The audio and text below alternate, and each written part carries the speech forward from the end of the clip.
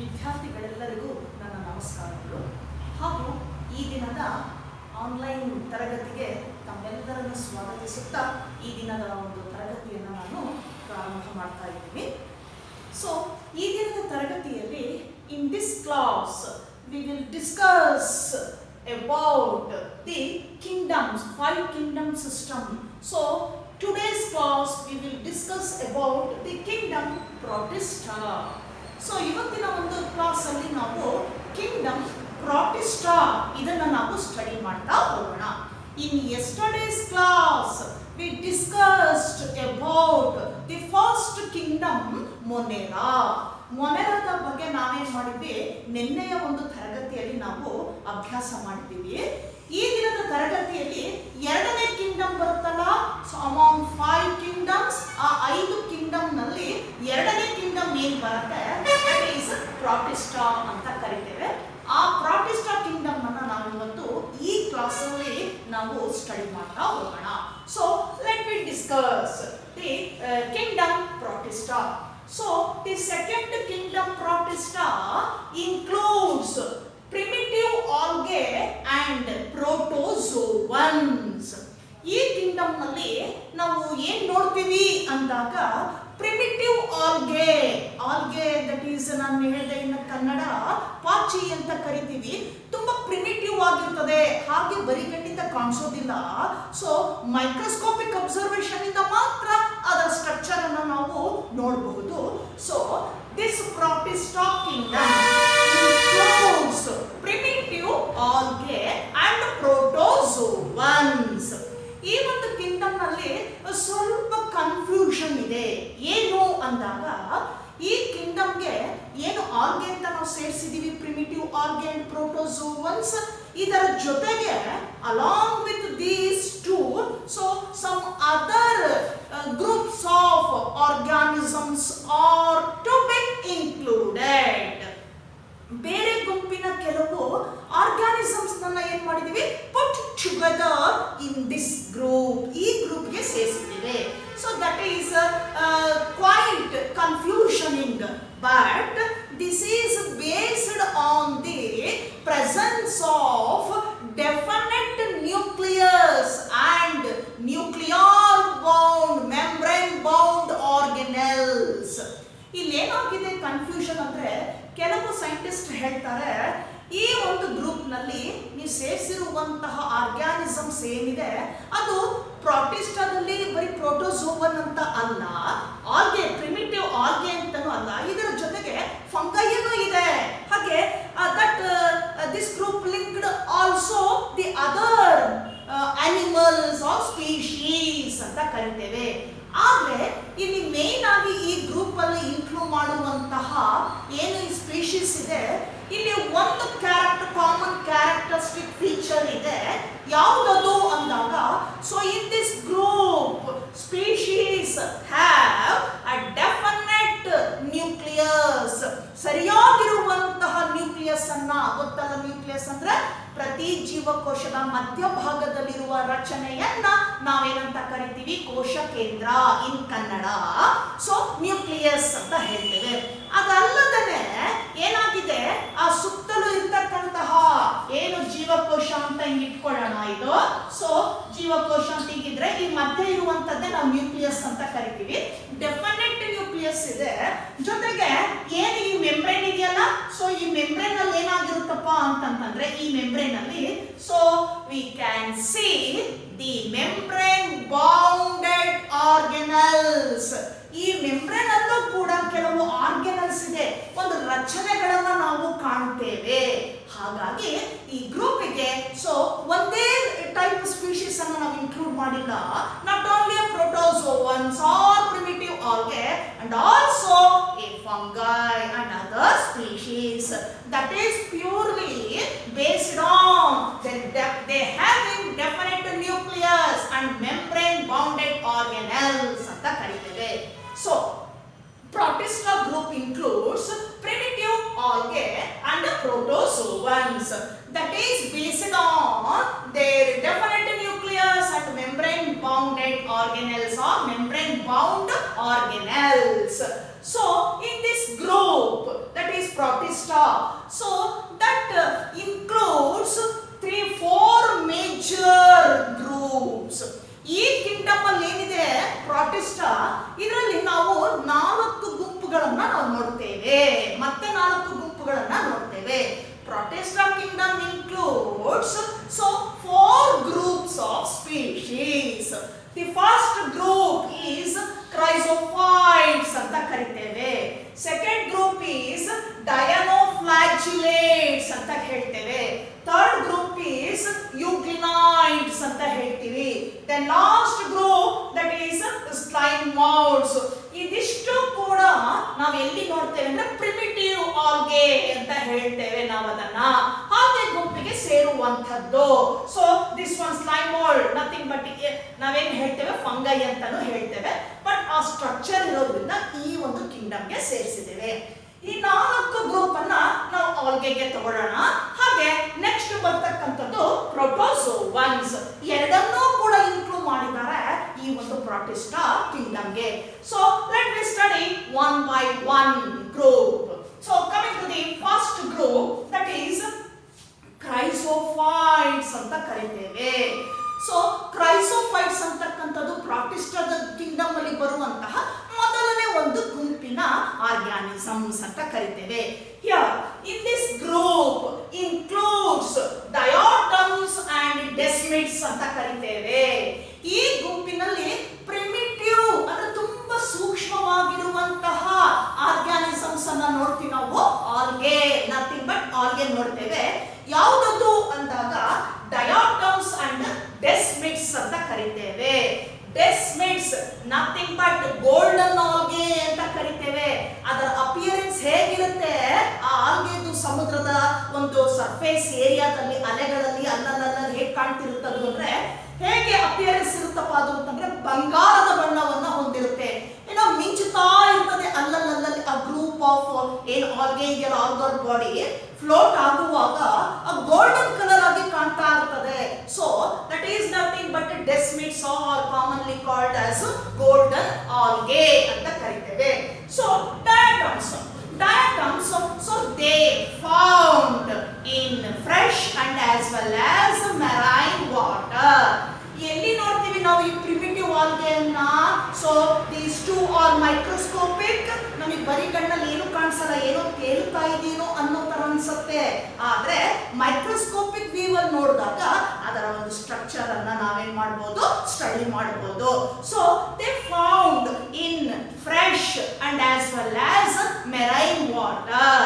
ಸಿಹಿ ನೀರಿನಲ್ಲೂ ಅಂದ್ರೆ ರಿವರ್ ಆಗಿರ್ಬಹುದು, ಲೇಕ್ ಆಗಿರ್ಬಹುದು, ಅಂದ್ರೆ ನೀವು ನದಿ ಅಂತ ಹೇಳ್ತೀರಲ್ಲ, ಸರೋವರ ಅಂತ ಹೇಳ್ತೀರಲ್ಲ, ಸಿಹಿ ನೀರಿನಲ್ಲಿ ಕಂಡು ಬರುವಂತದ್ದು ಫ್ರೆಶ್ ವಾಟರ್ ಅಂತ ಕರಿತೇವೆ.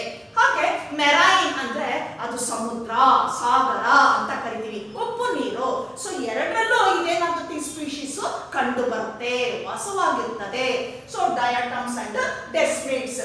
But one of the main characteristic feature of this group, nothing but diatoms, ಹೇಗಿರುತ್ತಿದ್ದು ಅಂದಾಗ their cell wall, look at this diagram.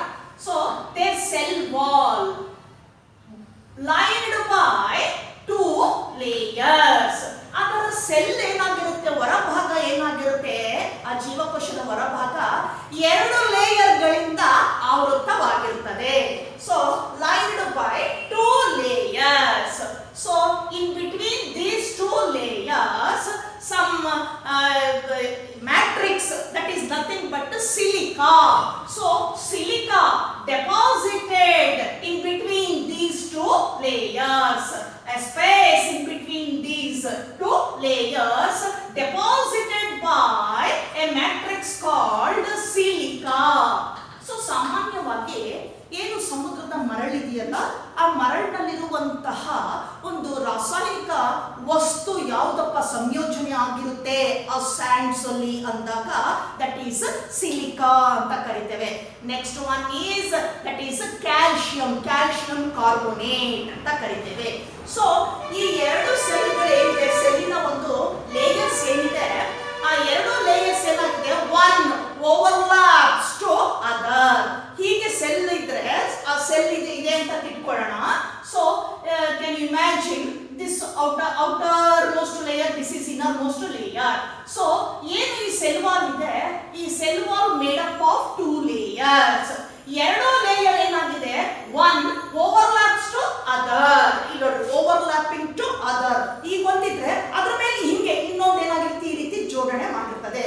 ಎರಡು ಲೇಯರ್ಗಳ ಮಧ್ಯೆ ಗ್ಯಾಪ್ ಇದೆಯಲ್ಲ, ಆ ಗ್ಯಾಪ್ ಏನಿದೆ ಫಿಲ್ಡ್ ಬೈ ಸಿಲಿಕಾ ಅಂತ ಕರಿತೇವೆ, ಆರ್ ಸಿಲಿಕೇಟ್ಸ್ ಅಂತ ಹೇಳ್ತೇವೆ. ಮಧ್ಯೆ ಆ ಸಿಲಿಕಾ ಅನ್ನುವ ವಸ್ತು ಏನಾಗಿದೆ ಅಲ್ಲಿ ಪ್ಯಾಕ್ ಆಗಿರ್ತದೆ. ಹೇಗೆ ಕಾಣಿಸುತ್ತಿದ್ದು ಅಂದಾಗ, so it just looks or appears like a soap box. ನಾವು ಸೋಪ್ ಬಾಕ್ಸ್ ಅನ್ನ ಸೋಪ್ ಇಟ್ಟು ಹೇಗೆ ಮುಚ್ಚುತ್ತೀವಲ್ಲ, ಕೆಳಗಡೆ ಒಂದು ಬಾಕ್ಸ್ ಇರುತ್ತೆ, ಮೇಲೆ ಮುಚ್ಚಳ ಹೇಗೆ ಮುಚ್ಚಿದಾಗ ಹೇಗೆ ಕಾಣುತ್ತೋ ಆ ರೀತಿಯಾಗಿ ಕಾಣಿಸುತ್ತೆ. ಡಯಾಟಮ್ಸ್ ಅಂತ ಕರಿತೇವೆ. Then, so the billions of years, the residue of diatoms cell and their substance, so that make the surrounding area become a soft matrix containing earth. So ಏನಾಗಿದೆ, ಅನೇಕ ಬಿಲಿಯನ್ಸ್ ಆಫ್ ಇಯರ್ಸ್ ಅಂತ ಹೇಳ್ತೀವಿ, ಅನೇಕ ವರ್ಷಗಳಾದ್ಮೇಲೆ ಈ ಡಯಾಟಮ್ಸ್ ಏನಾಗಿರುತ್ತಪ್ಪ ಅಂತಂದ್ರೆ, ಅದು ಬಿಟ್ಟು ಹೋದಂತಹ ಸೆಲ್ ವಾಲ್ ಇದೆಯಲ್ಲ, ಆ ಜೀವಕೋಶ ಇದೆಯಲ್ಲ, ಹಾಗೆ ಅದರಲ್ಲಿ ಇರುವಂತಹ ಸಿಲಿಕಾ ವಸ್ತು ಏನಾಗಿದೆ, ಒಂದು ಕಡೆಗೆ ಕಲೆಕ್ಟ್ ಆಗಿ ಆಗಿ ಆಗಿ ಆಗಿ ಏನಾಗಿರುತ್ತೆ, ಒಳ್ಳೆ ಮ್ಯಾಟ್ರಿಕ್ಸ್ ಆಗುತ್ತಾ ಏರಿಯಾ, ಆ ಒಂದು ಪ್ರದೇಶ ಏನಾಗ್ಬಿಟ್ಟಿದೆ, ಇದರ ರೆಸಿಡ್ಯೂ, ಇದು ಬಿಟ್ಟೋದಂತಹ ಸೆಲ್ ವಾಲ್ ಮ್ಯಾಟ್ರಿಕ್ಸ್ ಸೇರಿ ಸೇರಿ ಅಕ್ಯುಮಿಲೇಟ್ ಆಗಿ ಆಗಿ ಫೈನ್ ಮ್ಯಾಟ್ರಿಕ್ಸ್ ಆಗ್ಬಿಡುತ್ತದು, ಒಳ್ಳೆ ವಸ್ತು, ಒಳ್ಳೆ ಸಾಫ್ಟ್ ಮಟ್ಟಾಗುತ್ತದು. ಸೊ ಆ ರೀತಿಯಾಗಿರ್ತಕ್ಕಂಥ ಮ್ಯಾಟ್ರಿಕ್ಸ್ ಆಗಿ ಕೊನೆಗೆ ಎಷ್ಟೋ ವರ್ಷಗಳ ನಂತರ ಅಲ್ಲೇನಾಗುತ್ತೆ, ಒಂದು ಲ್ಯಾಂಡ್ ಕ್ರಿಯೇಟ್ ಆಗುತ್ತೆ, ಭೂಮಿ ಆಗ್ತದೆ. ಸೊ ಅಂತಹ ಭೂಮಿ ಏನಾಗುತ್ತೆ, that is nothing but composed of fine fine matrix. So that area, that earth, so called as diatomaceous earth ಅಂತ ಕರೀತೇವೆ. ಒಂದು ಕಾಲದಲ್ಲಿ ಹಾಗೆ ಏನು ಅದರ ಉಳಿದಿರ್ತಕ್ಕಂತಹ ಜೀವಕೋಶದ ವಸ್ತು ಎಲ್ಲ ಸೇರ್ಕೊಂಡು ಜೊತೆಗೆ ಸಿಲಿಕಾ ಸೇರ್ಕೊಂಡು ಏನಾಗಿದೆ, ಸಮುದ್ರದಿಂದ ಹೊರ ಭಾಗದಲ್ಲಿ ಡೆಪಾಸಿಟ್ ಆಗಿ ಆಗಿ ತೇರ್ಕೊಂಡು ಬಂದು ಡೆಪಾಸಿಟ್ ಆಗಿ ಆಗಿ ಆಗಿ ಆಗಿ ಒಳ್ಳೆ ಒಂದು ಮ್ಯಾಟ್ರಿಕ್ಸ್ ಆಗಿದೆ, ವಸ್ತು ಆಗ್ಬಿಟ್ಟು ಕ್ರಮೇಣ ಏನಾಗುತ್ತೆ, ಅದೊಂದು ಲ್ಯಾಂಡ್ ಆಗಿ ಕನ್ವರ್ಟ್ ಆಗಿದೆ. ಈ ಲ್ಯಾಂಡ್ ಅಲ್ಲಿ ಹೋದಾಗ ನೀವು ಮಣ್ಣು ತೆಗೆದ್ರೆ ಅಷ್ಟು ಸಾಫ್ಟ್ ಆಗಿರುವಂತಹ ತುಂಬಾ ಚೆನ್ನಾಗಿರ್ತಕ್ಕಂತಹ ಮಣ್ಣಲ್ಲಿ ಸಿಗ್ತಾ ಹೋಗುತ್ತೆ. ಕಾರಣ ಇದೆಲ್ಲದೂ ಕೂಡ ಡಯಾಟಮ್ಸ್ ಏನಿದೆ ಅವುಗಳೆಲ್ಲ ಏನಾಗುತ್ತೆ, ಅದ್ರ ಸೆಲ್ ಎಲ್ಲ ಏನಾಗುತ್ತೆ, ಬಿಟ್ಟೋದಂತಹ ಆ ಏನ್ ರೆಸಿಡ್ಯೂಸ್ ಇದೆ, ಉಳಿಕೆ ಏನಿದೆ, ಅವೆಲ್ಲ ಬಂದು ಬಂದು ಬಂದು ಬಂದು ಬಂದು ಏನಾಗಿರುತ್ತೆ, ಕನೆಕ್ಟ್ ಆಗ್ಬಿಟ್ಟು ಒಂದು ಲ್ಯಾಂಡ್ ಆಗಿ ಕ್ರಿಯೇಟ್ ಆಗಿದೆ. ಹಾಗಾಗಿ ಅಂತಹ such land referred as diatomaceous earth ಅಂತ ಕರಿತೇವೆ. ಆ ಒಂದು ಲ್ಯಾಂಡ್ ಅನ್ನ ಬರೀ ಅರ್ತ್ ಅಂತ ಹೇಳಿಲ್ಲ, ಬಹಳ ವರ್ಷಗಳ ಹಿಂದೆ ಡಯಾಟೋಮೇಷಿಯಸ್ ಅರ್ತ್ ಅಂತ ಹೇಳ್ಬಿಟ್ಟು ಅದನ್ನ ಏನ್ ಮಾಡಿದ್ರು, ರೆಫರ್ ಮಾಡಿದ್ರು. ಅದನ್ನ ಕರೆಯಲಾಗಿದೆ ಅಂತಹ ಒಂದು ಮ್ಯಾಟ್ರಿಕ್ಸ್ ಇರ್ತಕ್ಕಂತಹ ಭೂಮಿಯನ್ನ. ಸೊ ಇದು ಏನಿದೆ, ಆ ಮಣ್ಣನ್ನ, ಆ ಒಂದು ಮ್ಯಾಟ್ರಿಕ್ಸ್ ಅನ್ನ ಕೆಲವೊಂದು ಉಪಯೋಗಗಳಿಗೆ ಬಳಸ್ಕೊಳ್ತಾ ಇದ್ದಾರೆ. So that fine matrix, so that is ಏನಿದೆ, lost by diatoms can be used in polishing purpose and filtration of oils and syrups. ಆ ಫೈನ್ ಮ್ಯಾಟ್ರಿಕ್ಸ್ ಅನ್ನ ಸೊ ಕೆಲವೊಂದು ಮ್ಯಾನುಫ್ಯಾಕ್ಚರಿಂಗ್ ಅಲ್ಲಿ, ತಯಾರಿಕೆಯಲ್ಲಿ ಪಾಲಿಶಿಂಗ್ ಪರ್ಪಸ್ಗೆ ಯೂಸ್ ಮಾಡ್ಕೊಳ್ತಾರಂತೆ. ಹಾಗೆ ಅದನ್ನ ಏನ್ ಮಾಡ್ತಾರೆ, ಆಯಿಲ್ಸ್ ಅನ್ನ ಫಿಲ್ಟ್ರೇಷನ್ ಮಾಡ್ತೀವಲ್ಲ, ಸಿರಪ್ ಮತ್ತೆ ಆಯಿಲ್ಸ್ ಅನ್ನ, ಆ ಫಿಲ್ಟ್ರೇಷನ್ ಅಲ್ಲೂ ಕೂಡ ಆ ಒಂದು ಏನಿದೆ, ಮಣ್ಣೇನಿದೆ, ಆ ಫೈನ್ ತುಂಬಾ ಸೂಕ್ಷ್ಮವಾಗಿರ್ತಕ್ಕಂತಹ, ಮೃದುವಾಗಿರ್ತಕ್ಕಂಥ, ಸಾಫ್ಟ್ ಆಗಿರ್ತಕ್ಕಂತಹ ಸಾಯಿಲ್ ಅನ್ನ ಬಳಕೆ ಮಾಡ್ಕೊಳ್ತಾರೆ. So this is a brief summary of the first group in the kingdom Protista, that is chrysophytes ಅಂತ ಕರಿತೇವೆ. Coming to the second one, dinoflagellates ಅಂತ ಹೇಳ್ತೇವೆ. ಸೊ ಇದೇ ಕಿಂಗ್ಡಮ್ ಅಲ್ಲಿ ಬರುವಂತಹ ಎರಡನೇ ಒಂದು ಗ್ರೂಪ್ ಯಾವುದಪ್ಪ ಅಂದಾಗ ಡಯಾನೋಫ್ಲಾಜಿಲೇಟ್ಸ್ ಅಂತ ಕರಿತೇವೆ. ಇಲ್ಲಿ ನೋಡಿ, ಹೆಸರಲ್ಲಿ ನೋಡಿ, ಡಯಾನೋಫ್ಲಾಜಿಲೇಟ್ಸ್. ಡಯಾನೋ ಅಂದ್ರೆ ಟೂ ಅಂತ ಕರಿತೀವಿ, ಎರಡು ಅಂತ ಕರಿತೇವೆ. ಸೊ ವಾಟ್ ಟು, ಏನದು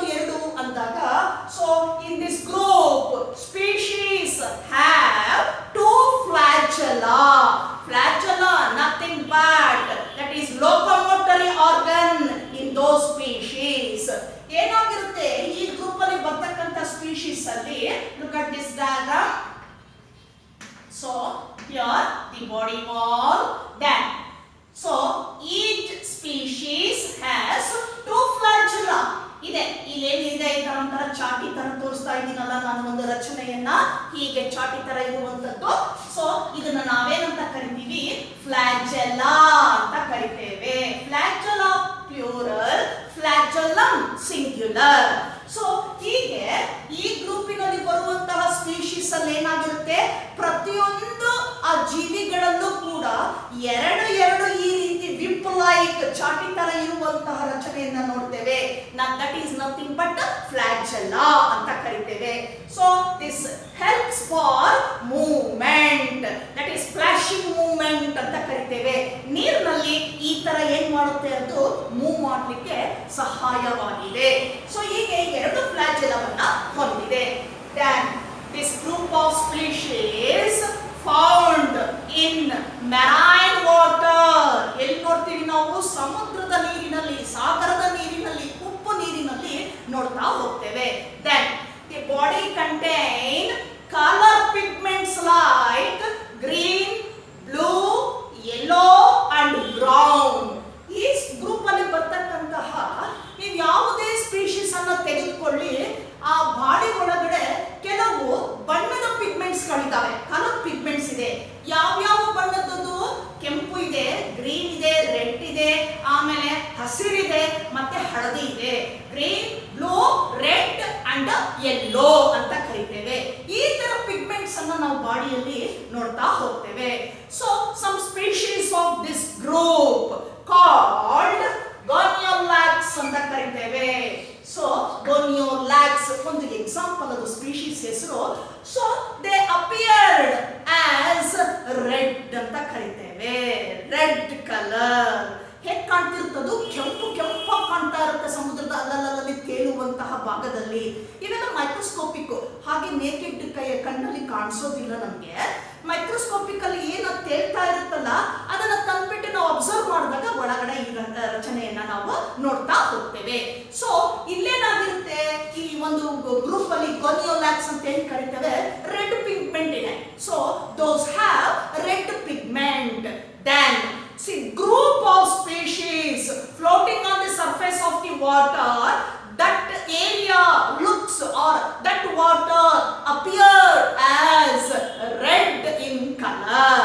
ಹಾಗೆ ತೇಲ್ತಿರ್ಬೇಕಾದ್ರೆ ಏನಾಗುತ್ತೆ, ಆ ನೀರು, ಆ ಭಾಗದ ನೀರು ಹೇಗೆ ಕಾಣಿಸ್ತಾ ಇರ್ತಾರೆ ನೀವು ಮೇಲ್ನೋಟಕ್ಕೆ? ಕೆಂಪು ನೀರಾಗಿ ಕಾಣಿಸ್ತಾ ಇರ್ತದೆ. ಅಲ್ಲಿ ಅಲೆ ಬಂದಾಗ ಆ ನೀರಲ್ಲಿ ಹೆಂಗ್ ಕಾಣ್ತಾ ಇರುತ್ತೆ ನಮಗೆ? ರೆಡ್ ಕಲರ್ ಆಗಿ ಕಾಣಿಸ್ತಾ ಇರುತ್ತದೆ. That is due to the presence of this group of species floating on the surface of water. ತೇಲ್ತಾ ಇರುತ್ತೆ ಆ ಭಾಗದಲ್ಲಿ. So example for that is Gonyaulax ಅಂತ ಕರಿತೇವೆ. ಇಲ್ಲಿ ಕೂಡ ಬಾಡಿನಲ್ಲಿ ಕವರ್ಡ್ ಬೈ ಸೆಲ್ ವಾಲ್ ಅಂತ ಕರಿತೇವೆ. ಹಿಯರ್ ಫ್ಲಾಜೆಲ್ಲಾ ಹೆಂಗಿರುತ್ತೆ? ಐದರ್ ಆರಿಜಿನೇಟೆಡ್ ಫ್ರಮ್ ಹಾರಿಜಾಂಟಲ್, ಅಂದ್ರೆ ಹಿಂಗಿರ್ಬೋದು, ಟ್ರಾನ್ಸ್ಫರ್ ಆಗಿ ಇರಬಹುದು, ಅಥವಾ ಹಾರಿಜಾಂಟಲ್ ಆಗಿ ಹೀಗೂ ಇರಬಹುದು. ಈ ರೀತಿಯಾಗಿರ್ತಕ್ಕಂಥ ರಚನೆಯನ್ನು ಹೊಂದಿದೆ. ಎರಡನೇ ಗ್ರೂಪ್ ಬರ್ತಕ್ಕಂಥದ್ದು ದಟ್ ಈಸ್ ಡಯಾನೋಫ್ಲಾಜಿಲೇಟ್ಸ್ ಅಂತ ಕರಿತೇವೆ. ಡಯಾನೋಫ್ಲಾಜಿಲೇಟ್ಸ್ ಅಂತ ಕರಿತೇವೆ. ಅಂದ್ರೆ ಡಯಾನೋ ಎರಡು ಫ್ಲಾಜಿಲಾವನ್ನು ಹೊಂದಿರುವಂತಹ ಸ್ಪೀಶೀಸ್ ಅನ್ನ ನಾವು ಈ ಗುಂಪಿನಲ್ಲಿ ನೋಡ್ತೀವಿ. ಕಲರ್ಫುಲ್ ಪಿಗ್ಮೆಂಟ್ಸ್ ಇದೆ. ಸೊ ರೆಡ್ ಕಲರ್ ಇರ್ತಕ್ಕಂಥ ಗ್ರೂಪ್ ಆ ಭಾಗದ ನೀರನ್ನ ಕೆಂಪಾಗಿ ಕಾಣಿಸುತ್ತೆ.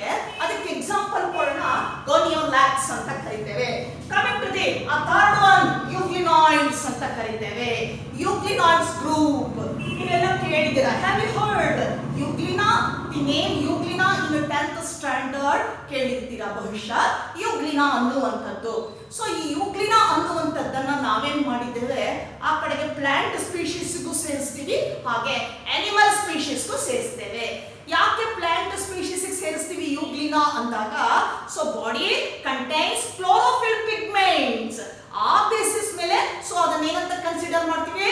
So it is considered as a plant or an animal species ಅಂತಾನು ಕರಿತೇವೆ ಇದನ್ನ. So euglenoids in this group here, so they found in marine fresh water. ಸಿಹಿ ನೀರಿನಲ್ಲಿ ನಾವು ನೋಡುವಂಥದ್ದು ಇರುವಂತದ್ದು. ಯಾವ್ದನ್ನ? ಈ ಯೂಗ್ಲಿನಾಯ್ಡ್ಸ್ ಅಂತ ಏನ್ ಹೇಳಿದ್ವಲ್ಲ ಆ ಒಂದು ಸಿಹಿ ನೀರಿನಲ್ಲಿ ನಾವು ನೋಡ್ತೇವೆ. ಹೇಗಿರುತ್ತೆ ಎಕ್ಸಾಂಪಲ್ ಫಾರ್ ದಿಸ್ ಗ್ರೂಪ್? ಯೂಗ್ಲಿನಾ ಅಂತ ಕರಿತೇವೆ.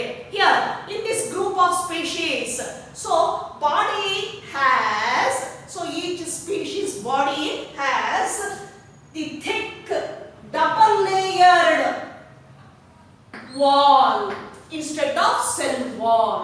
ಈ ಗ್ರೂಪಿನಲ್ಲಿ ಬರುವಂತ ಸ್ಪೀಶೀಸ್ ಅಲ್ಲಿ ಸೆಲ್ ವಾಲ್ ಇರೋದಿಲ್ಲ, ಜೀವಕೋಶದ ಹೊರಪದರ ಇರೋದಿಲ್ಲ. ಅದರ ಬದಲಾಗಿ ಇನ್ನೊಂದು ಥಿಕ್ಕಾಗಿರುವಂತಹ ಗಟ್ಟಿಯಾಗಿರುವಂತಹ ಪದರ ಆವೃತವಾಗಿರುತ್ತೆ ಅಟ್ ಔಟ್ಸೈಡ್, ಹೊರಭಾಗದಲ್ಲಿ. So that layer made up of protein. ಆ ಲೇಯರ್ ಯಾವುದರಿಂದ ಮಾಡಲ್ಪಟ್ಟಿದೆ? ಪ್ರೋಟೀನ್ ಇಂದ ಮಾಡಲ್ಪಟ್ಟಿದೆ. So that layer is said to be pellicle ಅಂತ ಕರಿತೇವೆ. ಆ ಲೇಯರ್ ಏನಂತ ಕರೆಯೋಣ ನಾವು? ಪೆಲಿಕಲ್. PELLICLE. So here lack of cell wall. So instead of cell wall, presence of pellicle layer, proteinaceous pellicle layer. ಅದರ ಬದಲಾಗಿ ಈ ಲೇಯರ್ ಅನ್ನ ನಾವು ಅಲ್ಲಿ ನೋಡ್ತಾ ಹೋಗ್ತೇವೆ. Then so body has a flagellum. ಅಲ್ಲಿ ಕೂಡ ಏನ್ ನೋಡ್ತೀವಿ ನಾವು? ಫ್ಲಾಜೆಲ್ಲಮ್ ನೋಡ್ತೀವಿ. ದಟ್ ಇಸ್ ಲೋಕೋಮೋಟರಿ ಆರ್ಗನ್ ಅಂತ ಹೇಳ್ತೀವಿ. ಸೊ ಫ್ಲಾಜೆಲಾವನ್ನ ಹೊಂದಿದೆ. ಈ ಫ್ಲಾಜೆಲಾ ಹೀಗೆ ಬರಬಹುದು, ಈ ರೀತಿಯಾಗಿ ಬರಬಹುದು, ಅಥವಾ ಈ ಎರಡು ಲೇಯರ್ಗಳ ಮಧ್ಯೆಯಿಂದ ಹೀಗೂ ಬರಬಹುದು. ಅರ್ಥ ಆಗ್ತಿದೆಯಲ್ಲ? So this is the brief account of the third group, euglenoids ಅಂತ ಕರಿತೀವಿ. ಯಾವುದು ಉದಾಹರಣೆಯನ್ನು ಕೊಡೋಣಪ್ಪ ಇದಕ್ಕೆ? ನಾವು ಯೂಗ್ಲಿನಾ ಅಂತ ಹೇಳ್ತೇವೆ. Then coming to the last group, slime molds ಅಂತ ಹೇಳ್ತೀವಿ. ಸ್ಲೈಮ್ molds ಅಂತ ಹೇಳ್ತೇವೆ. So slime molds nothing but small group of species. So they found on or associated with dead or decaying leaves or twigs and other bodies.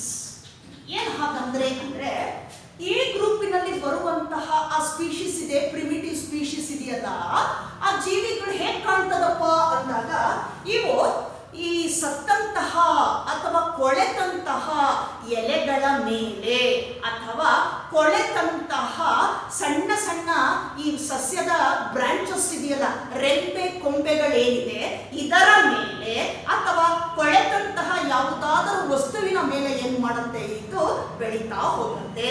ಅರ್ಥ ಆಗ್ತಿದೆಯಲ್ಲ? So they lead on dead or decaying leaves or twigs and other matters. ಇದರ ಮೇಲೆ ಅದೇನ್ ಮಾಡುತ್ತೆ? ಬೆಳೀತಾ ಹೋಗ್ತದೆ. That is slime molds ಅಂತ ಕರಿತೀವಿ. ಹೀಗೆ ಗ್ರೂಪ್ ಆಗಿ ಕಾಣಿಸ್ತಾ ಇರುತ್ತೆ ಈ ಸ್ಪೀಶೀಸ್. ಈ ತರ ಕಾಣ್ತಾ ಇರ್ತದೆ ನಮ್ಗೆ. ಸೊ ಏನೋ ಒಂದು ರೀತಿಯಾಗಿರ್ತಕ್ಕಂತಹ ಮ್ಯೂಕಸ್ ಅಂದ್ರೆ ಲೋಳೆ ಅಂಟು ದ್ರವ ಏನಾಗಿರುತ್ತೆ? ಪೂರ್ತಿ ಕವರ್ ಆಗೋಗಿರ್ತದೆ. ಈ ತರ ಇದರ ಒಳಭಾಗದಲ್ಲಿ ಈ ಒಂದು ಸ್ಪೀಶೀಸ್ ಕಂಡು ಬರುತ್ತೆ. ಈ ತರ ಆ ಸ್ಪೀಶೀಸ್ ಕಂಡು ಬರುತ್ತೆ. ಸೊ ಇದನ್ನ ನಾವು ಸ್ಲೈಮ್ ಮೋಲ್ಡ್ ಅಂತ ಕರಿತೇವೆ. ಇದನ್ನ ನಾವೇನಂತ ಕರಿತೀವಿ? ಸ್ಲೈಮ್ ಮೌಲ್ಡ್ ಅಂತ ಕರಿತೇವೆ. ಈ ರೀತಿ ಗ್ರೂಪ್ ಆಗಿ ಕಂಡು ಬರುತ್ತಲ್ಲ ಆ ಸ್ಪೀಶೀಸ್ ಬಾಡಿಗಳು, ಈ ತರ ಆ cell wall. So that group is said to be, that is aggregation of so species ಅಂತ ಕರಿತೀವಿ. ಎಲ್ಲ ಒಟ್ಟಿಗೆ ಕೂಡ್ಕೊಂಡ್ಬಿಟ್ಟು ಮೇಲೊಂದು ಲೋಳೆ ಇರ್ತಕ್ಕಂತಹ ಒಂದು ದ್ರವ ಆವರಿಸ್ಕೊಂಡಿರ್ತದೆ. ಹೇಗಿರ್ತದೋ ಸುಮ್ಮನೆ ತೇಲ್ತಾ ಇರುತ್ತೆ, ಅದ್ರ ಮೇಲೆ ಈ ತರ ಕಾಣ್ತಾ ಇರ್ತದೆ. ಸೊ ಇದು ಏನಿದೆ ನಮ್ಗೆ ಆ ಒಂದೆಲ್ಲ ಗುಂಪಾಗಿರ್ತಕ್ಕಂಥ ಕಾಣುವಂತಹ ಆ ಸ್ಟ್ರಕ್ಚರ್ ಇದೆಯಲ್ಲ, ಈ ಸ್ಟ್ರಕ್ಚರ್ ಇದೆಯಲ್ಲ, ಸೊ ಇದನ್ನ ನಾವೇನಂತ ಕರೆಯೋಣ? ಪ್ಲಾಸ್ಮೋಡಿಯಂ ಅಂತ ಕರಿತೇವೆ. ಸೊ ಪ್ಲಾಸ್ಮೋಡಿಯಂ ಅಂತ ಕರಿತೀವಿ. Look at this. ಹಿಂಗ್ ಕಾಣ್ತಾ ಇರುತ್ತೆ. ಇದರೊಳಗಡೆ ಅನೇಕ ಸೆಲ್ಸ್ಗಳು ಈ ತರ ಕಾಣಿಸ್ತಾ ಇರ್ತದೆ ನಮ್ಗೆ. ಸೊ ಇವೆಲ್ಲ ಗುಂಪಾಗಿ ಸೇರಿ ಈ ತರ ಕಾಣಿಸ್ತಿರುತ್ತೆ. ಆ ಒಂದು ಗುಂಪು ಏನಿದೆ, ಆ ರಚನೆ ಏನಿದೆ, ಎಲ್ಲ ಅಗ್ರಿಗೇಷನ್ ಆಗಿರುವಂತದ್ದು, ಅದನ್ನ ನಾವೇನಂತ ಕರಿತೀವಿ? ಪ್ಲಾಸ್ಮೋಡಿಯಂ ಅಂತ ಕರಿತೀವಿ. So during the adverse condition ಏನಾದರೂ ಅದಕ್ಕೆ ಸಮಸ್ಯೆ ಇದ್ದಾಗ ಅಥವಾ ಅನ್ಫೇವರಬಲ್ ಅಂತ ಕರಿತೀವಿ, ಸೂಕ್ತವಾಗಿಲ್ಲದೆ ಇರುವಂತಹ ವಾತಾವರಣ ಇದ್ದಾಗ ಏನಾಗುತ್ತೆ, ರಿಲೀಸ್ ಫ್ರೂಟಿಂಗ್ ಬಾಡೀಸ್ ಅಂತ ಕರಿತೀವಿ. ಸಣ್ಣ ಸಣ್ಣದಾಗಿರ್ತಕ್ಕಂತಹ ಬಾಡೀಸ್ ಇದ್ದರೆ ಏನಾಗುತ್ತೆ, ಹೊರಗಡೆ ರಿಲೀಸ್ ಮಾಡುತ್ತೆ. ಇವು ಏನಾಗುತ್ತೆ, ಹಾಗೆ ಏನ್ ಮಾಡುತ್ತೆ, ಅದ್ರ ಮೇಲೆ ವಾಸ ಮಾಡ್ಕೊಳ್ತಾ ಅದಕ್ಕೆ ಯಾವಾಗ ಫೇವರಬಲ್ ಕಂಡೀಷನ್ ಸಿಗುತ್ತೋ ಆಗೇನಾಗುತ್ತೆ, so that develops into a new structure, ಹೊಸ ಒಂದು ರಚನೆಯಾಗಿ ಏನಾಗುತ್ತೆ, ಅದು ಬೆಳವಣಿಗೆಯನ್ನ ಹೊಂದುತ್ತೆ. So that is the brief summary of the last group of Protista kingdom, that is slime moulds ಅಂತ ಕರಿತೇವೆ. Then we move on to the other group of protista, that is the protozoans. Next ಗುಂಪಿಗೆ ಬರೋಣ, protozoans ಬರೋಣ. So look at this, protozoans. Protista ಕಿಂಗ್ಡಮ್ಗೆ ನಾವು ಸೇರಿಸುವಂತಹ ಇನ್ನೂ ಒಂದು ಗುಂಪು ಯಾವುದಪ್ಪ ಅಂದಾಗ ಪ್ರೋಟೋಜೋವನ್ಸ್. ಪ್ರೋಟೋ ಪ್ರಿಮಿಟಿವ್ ಅಂತ ಕರಿತೀವಿ, ತುಂಬಾ ಸೂಕ್ಷ್ಮವಾಗಿರುವಂಥದ್ದು, ಅದನ್ನ ನಾವು ಪ್ರೋಟೋ. ಝೋವನ್ಸ್ ಅಂದ್ರೆ organism, nothing but primitive organisms ಅಂತ ಕರಿತೀವಿ, ಸೂಕ್ಷ್ಮ ಜೀವಿಗಳು. Unicellular organism, unicellular microscopic organisms ಅಂತ ಕರಿತೇವೆ. ನಾವು ಇದನ್ನ ಬರಿಗಣ್ಣಲ್ಲಿ ನೋಡ್ಲಿಕ್ಕೆ ಸಾಧ್ಯ ಇಲ್ಲ, so we can see through or under microscope ಅಂತ ಕರಿತೇವೆ. So coming to this group, protozoans. This group includes different types of protozoans like amoeboids, flagellates, ciliates and sporozoans. ಈ ಪ್ರೋಟೋಜೋವನ್ಸ್ ಅಲ್ಲಿ 4 ಗುಂಪಿನ ಪ್ರೋಟೋಜೋವನ್ಸ್ ಅನ್ನ so we can be identified, ನಾವು identify ಮಾಡ್ತೀವಲ್ಲಿ. First group is that is amoeboids ಅಂತ ಕರಿತೇವೆ. So Amoeba, have you heard this name in 10th standard? So ನಿಮ್ಗೆಲ್ರಿಗೂ ಗೊತ್ತಿರುತ್ತೆ, ಕೇಳಿದ್ದೀರಾ ನೀವು ಅಮೀಬಾ ಅಂತ ಹೇಳ್ಬಿಟ್ಟು, ಹೌದಲ್ವಾ? ಯಾವುದಾದ್ರೂ ನಿಂತಿರ್ತಕ್ಕಂಥ ನೀರಿನಿಂದ ಸ್ವಲ್ಪ ನೀರನ್ನ ತಂದು ನೀವು ಮೈಕ್ರೋಸ್ಕೋಪ್ ಅಲ್ಲಿ ಅಬ್ಸರ್ವ್ ಮಾಡಿದ್ರೆ ನಾವು ಅಮೀಬಾವನ್ನ ನೋಡಬಹುದು. ಸೊ ಅಮೀಬಾಯ್ಡ್ಸ್ ಅಂತ ಕರಿತೇವೆ. ಇನ್ this group includes amoeba, then entamoeba, etcetera. ಈ ಗುಂಪಿನಲ್ಲಿ ಬರುವ ಉದಾಹರಣೆಗಳು ಯಾವುದು? ಅಮೀಬಾ, ಎಂಟಮೀಬಾ ಅಂತ ಕರಿತೇವೆ. Here body is unicellular single celled organism with definite nucleus ಅಂತ ಕರಿತೇವೆ. then contractile vacuoles. so look at this structure. ನೀವು ಹೇಗೆ ಬರೆದ್ರು ಕೂಡ ಅದು ಒಂದು ಅಮೀಬಾ ಅನ್ಸ್ಕೊಡುತ್ತೆ, ಯಾಕೆಂದ್ರೆ ಅದಕ್ಕೆ ಡೆಫಿನೆಟ್ ಸ್ಟ್ರಕ್ಚರ್ ಇಲ್ಲ. ಅರ್ಥ ಆಗ್ತೀರಾ? ಸಿಂಗಲ್ ಸೆಲ್ಡ್ ಆರ್ಗ್ಯಾನಿಸಮ್ ಹೀಗೆ ಇರಬೇಕು ಬಾಡಿ ಅಂತ ಹೇಳಿ ಇಲ್ಲ, ಅದು ಯಾವ ಶೇಪ್ ಅಲ್ಲಿ ಬೇಕಾದ್ರೂ ಇರಬಹುದು. ಮಧ್ಯದಲ್ಲಿ ಒಂದು ಕೋಶ ಕೇಂದ್ರ ಇದೆ, ಹಾಗೆ ಈ ತರ ಕಾಂಟ್ರಾಕ್ಟೈಲ್ ವ್ಯಾಕ್ಯೂಲ್ಸ್ ಇದೆ, then ಏನಂತ ಕರಿತೀವಿ, ಪಿಗ್ಮೆಂಟ್ಸ್ ಇದೆ, ದಟ್ ಈಸ್ ಸೈಟೋಪ್ಲಾಸಮ್ ಅಂತ ಕರಿತೀವಿ. ಇಷ್ಟು ನೋಡ್ತಕ್ಕಂಥದ್ದು ನಾವು ಹೀಗೆ ಅಮೀಬಾ ಅಂತ ಕನ್ಸಿಡರ್ ಮಾಡ್ತೀವಿ ನಾವು ಇದನ್ನ. ಇದಕ್ಕೆ ಮೂವ್ಮೆಂಟ್ ಮತ್ತೆ ಏನಿದೆ, ಯಾವ ರೀತಿ ಚಲಿಸುತ್ತಿದ್ದು? So the movement of Amoeba can takes place through that is pseudopodia ಅಂತ ಕರಿತೇವೆ. ಸೂಡೋಪೋಡಿಯಾ, ಸೂಡೋ ನಿತ್ಯ ಪಾದ ಅಂತ ಹೇಳ್ತೀವಿ ಕನ್ನಡದಲ್ಲಿ.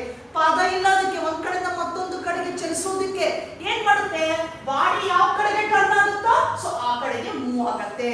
ಹಾಗಾಗಿ locomotion takes place by pseudopodia ಅಂತ ಕರಿತೇವೆ. ಅರ್ಥ ಯಾಕಂದ್ರೆ primitive organism, single celled organism ಇದು Amoeba. Next Entamoeba. So Entamoeba that one is parasite ಅಂತ ಕರಿತೇವೆ.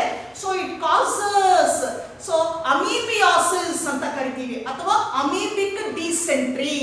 ಇದೇನಾಗುತ್ತೆ, ಕಲುಷಿತ ನೀರಿನಿಂದ ಈ ಎಂಟಮೀಬಾ ಏನಾಗುತ್ತೆ, ಫುಡ್ ಅಥವಾ ನೀರಿನ ಮೂಲಕ ಮನುಷ್ಯ ದೇಹವನ್ನು ಪ್ರವೇಶ ಮಾಡಿದಾಗ ಏನನ್ನ ಕಾಯಿಲೆಯನ್ನ ಅಥವಾ ರೋಗವನ್ನ ಉಂಟು ಮಾಡುತ್ತದ್ದು ಅಮೀಬಿಕ್ ಡಿಸೆಂಟ್ರಿ ಅಂತ ಕರಿತೇವೆ, ಅಥವಾ ಅಮೀಬಿಯಾಸಿಸ್ ಅನ್ನುವಂತಹ ರೋಗ ಉಂಟು ಮಾಡುತ್ತೆ. ದಟ್ ಈಸ್ ಲೂಸ್ ಮೋಷನ್ ಅಂತ ಹೇಳಿ ಕರಿತೀವಿ ನಾವು ಅದನ್ನ. ಆ ರೋಗವನ್ನ ಉಂಟು ಮಾಡುತ್ತೆ. ಇದು ಯಾವ ರೀತಿಯದು?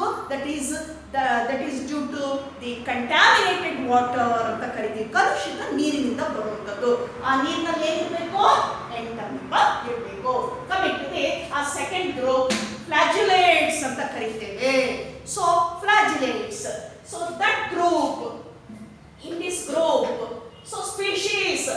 Having flagella. ಏನಿದೆ ಅದಕ್ಕೆ? ಈ ತರ ಫ್ಲಾಜೆಲ್ಲಾ ಇದೆ. ಈ ತರ ಫ್ಲಾಜೆಲ್ಲಾ ಇದೆ. ಒಂದಾದ್ರೂ ಇರ್ಬೋದು, ಎರಡಾದ್ರೂ ಇರ್ಬೋದು. ಹಿಂಗೆ ಫ್ಲಾಜೆಲ್ಲಾ ಅಂತ ಕರಿತೀವಿ. ದಟ್ ಈಸ್ ಸಿಂಗ್ಯುಲರ್ ಅಂತಂದ್ರೆ ಫ್ಲಾಜೆಲ್ಲಮ್ ಅಂತ ಕರಿತೀವಿ. ಈ ರೀತಿ ಮೂವ್ಮೆಂಟಿಗೆ ಅನುಕೂಲ ಮಾಡುತ್ತೆ ಈ ಒಂದು ಸ್ಟ್ರಕ್ಚರ್. ಅದನ್ನ ಫ್ಲಾಜೆಲ್ಲಮ್ ಅಂತ ಕರಿತೀವಿ. ಇಲ್ಲಿ ಬರುವಂತಹ ಸ್ಪೀಶೀಸ್ ಅಲ್ಲಿ ಈ ತರ ಇರ್ತದೆ, ಫ್ಲಾಜೆಲ್ಲಮ್ ಇರ್ತದೆ. ಸೊ ಎಕ್ಸಾಂಪಲ್ ಕೊಟ್ಬಿಡೋಣ ಇದಕ್ಕೆ. So in this group, example for this group, Trypanosoma. Trypanosoma. So it is purely a parasite ಅಂತ ಕರೀತೇವೆ. Then it causes a disease called sleeping sickness. ಯಾವ ಡಿಸೀಸ್ ಕಾಸ್ ಮಾಡುತ್ತೆ ಅದು? ಸ್ಲೀಪಿಂಗ್ ಸಿಕ್ನೆಸ್ ಅಂತ ಕರೀತೇವೆ. ನಿದ್ರಾಹೀನತೆ, ನಿದ್ರೆ ಉಂಟು ಮಾಡೋದು, ನಿದ್ರೆ ಬಾರದೇ ಇರೋ ಮಾಡ್ತಕ್ಕಂಥದ್ದು ಸಿಕ್ನೆಸ್ ಅಂತ ಕರಿತೇವೆ. ಅದರಲ್ಲಿ ಆಗ್ತಕ್ಕಂಥ ಅಡಚಣೆ, ಆ ರೋಗವನ್ನು ಉಂಟು ಮಾಡುತ್ತೆ Trypanosoma. Coming to the last group, that one is sporozoans ಅಂತ ಕರಿತೀವಿ. Sporozoans. So it this group includes or contain only parasites or disease causing agents. ಈ ಗುಂಪಿನಲ್ಲಿ ಈ ರೋಗಗಳನ್ನು ತರುವಂತಹ ಸ್ಪೀಶೀಸ್ ಅನ್ನ ನಾವಿಲ್ಲಿ ನೋಡ್ತಾ ಹೋಗ್ತೇವೆ. ಸ್ಪೋರೋಜೋವನ್ಸ್ ಅಂತ ಕರಿತೇವೆ. ಯಾಕೆ ಸ್ಪೋರೋಜೋವನ್ಸ್ ಅಂತ ಕರಿತೀವಿ ಅಂದಾಗ, so here the group of species under this group, the body containing spores, that spores completes their life cycle during mode of reproduction. ಇಲ್ಲೇನಾಗುತ್ತೆ ಈ ಗುಂಪಿನಲ್ಲಿ, ಆ ರಿಪ್ರೊಡಕ್ಷನ್ ಸಂತಾನಾಭಿವೃದ್ಧಿಗೆ ಬಂದಾಗ, so their body releases spores, spores ಅನ್ನ ರಿಲೀಸ್ ಮಾಡ್ತಾ ಹೋಗುತ್ತೆ. ಆ spores ಏನಾಗುತ್ತೆ, ಬೀಜಾಣು ಏನಾಗುತ್ತೆ, ಮುಂದುವರೆದು ಏನ್ ಮಾಡುತ್ತೆ, ಅದರ ಸೈಕಲ್ ಅನ್ನ, ಲೈಫ್ ಸೈಕಲ್ ಅನ್ನ ಏನ್ ಮಾಡುತ್ತೆ, ಕಂಟಿನ್ಯೂ ಮಾಡ್ತಾ ಹೋಗುತ್ತೆ. ಹಾಗಾಗಿ ಈ ಗುಂಪನ್ನ ಸ್ಪೋರೋಜೋವನ್ಸ್ ಅಂತ ಕರಿತೇವೆ. So best example for this group is that is malarial disease called as Plasmodium vivax. Plasmodium vivax. ನೀವು ಕೇಳಿದ್ದೀರಾ, ಮಲೇರಿಯಾ ಡಿಸೀಸ್ ಕೇಳಿದಿರಲ್ಲ, ಚಳಿ ಜ್ವರ ಬರುವಂಥದ್ದು, ಸೊಳ್ಳೆಯಿಂದ ಹರಡುತ್ತೆ ನೋಡಿ, ಅದು ಮಲೇರಿಯಾ. ಸೊ ಆ ಮಲೇರಿಯಾ ಡಿಸೀಸು ಮೂಲತಃ ಕಾಸ್ ಮಾಡುವಂತಹ ರೋಗಾಣು ಯಾವುದಪ್ಪ? ಪ್ಲಾಸ್ಮೋಡಿಯಂ ವಿವ್ಯಾಕ್ಸ್. ಈ ಸ್ಪೋರೋಜೋವನ್ಸ್ಗೆ ಸೇರಿರ್ತಕ್ಕಂಥ ಪ್ರೋಟೋಜೋವನ್ನೇ ಪ್ಲಾಸ್ಮೋಡಿಯಂ ವಿವ್ಯಾಕ್ಸ್. ಬಟ್ ಸೊಳ್ಳೆ ಹೇಗೆ ಹರಡುತ್ತದನ್ನ ಅಂದಾಗ, here these Plasmodium spores, sporozoids ಅಂತ ಕರಿತೀವಿ, ಸಣ್ಣ ಸಣ್ಣ ಬೀಜಾಣುಗಳು. Look at this. ಈ ಚಾಕ್ ಪೀಸ್ ಅಂದ್ರೆ ಹೆಂಗೆ ಡಸ್ಟ್ ಪಾರ್ಟಿಕಲ್ಸ್ ಬರುತ್ತಲ್ಲ, ಹಾಗಿರುತ್ತೆ ಅದರ ಒಂದು ಸ್ಪೋರ್ಸ್, ಬೀಜಾಣುಗಳು. ಇದೇನಾಗುತ್ತೆ, ಸೊ ಸೊಳ್ಳೆಯ ದೇಹವನ್ನು ಪ್ರವೇಶ ಮಾಡ್ತದೆ ಅದು. ಅರ್ಥ ಆಗ್ತಿದೆಯಲ್ಲ ಹೇಗೆ ಅಂದಾಗ, ಸೊ ಫೀಮೇಲ್ ಅನಾಫಿಲಿಸ್ ಮಸ್ಕಿಟೋ, ಇದು ಫಸ್ಟ್ ಈ ಸ್ಪೋರ್ಸ್ ಏನಾಗುತ್ತೆ, ಸೊಳ್ಳೆಯ ದೇಹವನ್ನು ಪ್ರವೇಶ ಮಾಡಿ ಅಲ್ಲಿಂದ ಆ ಸೊಳ್ಳೆ ಮನುಷ್ಯನನ್ನ ಕಚ್ಚಿದಾಗ ಏನ್ ಮಾಡುತ್ತೆ, ಆ ಸ್ಪೋರ್ಸ್ ಎಲ್ಲ ಅದರ ಕಚ್ಚಿದಾಗ ಅದರ ಜೊಲ್ಲು ರಸದ ಮೂಲಕ ಮನುಷ್ಯನ ರಕ್ತವನ್ನ ಏನ್ ಮಾಡುತ್ತೆ, ಅದು ಸೇರ್ಕೊಳ್ಳುತ್ತೆ. ದ್ಯಾನ್ ಆ ರಕ್ತ ಒಳಗೆ ಹೋಗ್ಬಿಟ್ಟು ಏನ್ ಮಾಡುತ್ತೆ, ಏನು ಕೆಂಪು ರಕ್ತ ಕಣಗಳು ಅಂತ ಕರಿತೀರಲ್ಲ ನೀವು, ಆರ್ಬಿಸಿಸ್, ರೆಡ್ ಬ್ಲಡ್ ಕಾರ್ಪಸಲ್ಸ್ ಅಂತ, ಅಲ್ಲಿ ಹೋಗಿ ತಾಣ ಹುಡುತ್ತೆ, ಅದು ಅಲ್ಲಿ ವಾಸ ಮಾಡ್ಕೊಳ್ಳುತ್ತೆ. ಮಾಡಿ ಅಲ್ಲೇನಾಗುತ್ತೆ, ಮಲ್ಟಿಪ್ಲೈ ಆಗ್ಬಿಟ್ಟು ಏನ್ ಮಾಡುತ್ತೆ, ಸೊ ಏನು ಒಳಗಡೆ ಇರ್ತಕ್ಕಂಥ ರೆಡ್ ಬ್ಲಡ್ ಕಾರ್ಪಸಲ್ಸ್ ಏನಾಗಿರುತ್ತೆ, ಒಳಗಡೆ ಇರ್ತಕ್ಕಂಥ ಹಿಮೋಗ್ಲೋಬಿನ್ ಕಂಟೆಂಟ್ನೆಲ್ಲ ಏನ್ ಮಾಡುತ್ತೆ, ಅದು ಖಾಲಿ ಮಾಡ್ತಾ ಬಂದು ಅಲ್ಲೊಂದು ಕಪ್ಪು ಚುಕ್ಕೆಯನ್ನ ನಿರ್ಮಾಣ ಮಾಡ್ತಾ ಹೋಗುತ್ತೆ. ಸೊ ಇದನ್ನ ಐಡೆಂಟಿಫೈ ಮಾಡಿದಾಗ ಮಲೇರಿಯಾ ಬಂದಿದೆ ಅಂತ ಹೇಳ್ಬಿಟ್ಟು ಡಯಾಗ್ನೈಸ್ ಮಾಡ್ಬೇಕಾದ್ರೆ RBC ನೋಡ್ಬಿಟ್ರೆ ಸಾಕು, ಆ ಡಾಟ್ ಲೈಕ್ ಸ್ಟ್ರಕ್ಚರ್ ಕಾಣ್ತಿರುತ್ತೆ, ಕಪ್ಪು ಕಪ್ಪು ಚುಕ್ಕೆ ಕಾಣ್ತಾ ಇರುತ್ತೆ ಆ ಕೆಂಪು ರಕ್ತ ಕಣಗಳಲ್ಲಿ ನಾವು ನೋಡಿದಾಗ ಅದನ್ನ. So malaria, so that causes malarial disease. So this species, this protozoan completes their life cycle with 2 host. ಇದು ಕೇವಲ ಮನುಷ್ಯನಿಂದ ಮಾತ್ರ ತನ್ನ ಜೀವನ ಚಕ್ರವನ್ನು ಮುಗಿಸ್ಕೊಳ್ಳೋದಿಲ್ಲ. ಮೊದಲು ಮಸ್ಕಿಟೋ ಹೋಗುತ್ತೆ, ಮಸ್ಕಿಟೋದಿಂದ ಮನುಷ್ಯನಿಗೆ ಬರ್ತದೆ. ಹಾಗಾಗಿ ಈ ಎರಡನ್ನ ಅವಲಂಬಿಸಿದೆ, ಒಂದು ಫಿಮೇಲ್ ಅನಾಫಿಲಿಸ್ ಮಸ್ಕಿಟೋ, ಇನ್ನೊಂದು human beings. So this is the brief summary of the second Kingdom, Protista. So I recall again, this group includes primitive algae and protozoans. ಎರಡನ್ನ ಒಳಗೊಂಡಿದೆ. ಆಲ್ಗೆನ ಜೊತೆಗೆ ಇನ್ನಿತರ ಸ್ಪೀಶೀಸ್ ಇದೆ. ಯಾಕೆ ಅಂದಾಗ based on the presence of definite nucleus and nuclear membrane bound organelles ಅಂತ ಕರಿತೇವೆ. ಹಾಗೆ ನಾವು ಬಂದಾಗ 4 ಗ್ರೂಪ್ಸ್ ನೋಡ್ತೀವಿ. ಕ್ರೈಸೋಫೈಟ್ಸ್ ಅಂತ ಕರಿತೇವೆ, ಎರಡನೇದು dinoflagellates, euglenoids, last one is slime moulds ಅಂತ ಕರಿತೀವಿ. ಉದಾಹರಣೆಗಳನ್ನ ನಾವು ಅಲ್ಲಿ ಕೊಟ್ವಿ. ಹಾಗೆ ಬರೋಣ, ಇದರಲ್ಲಿ ಪ್ರೋಟೋಜೋನ್ಸ್ ಅಂತ ನೋಡ್ತೀವಿ, amoeboids, flagellates, ciliates and sporozoans. So this is enough for today's class. Then so we will move on to the third kingdom, yaudu mycota, in next class. Till then, goodbye.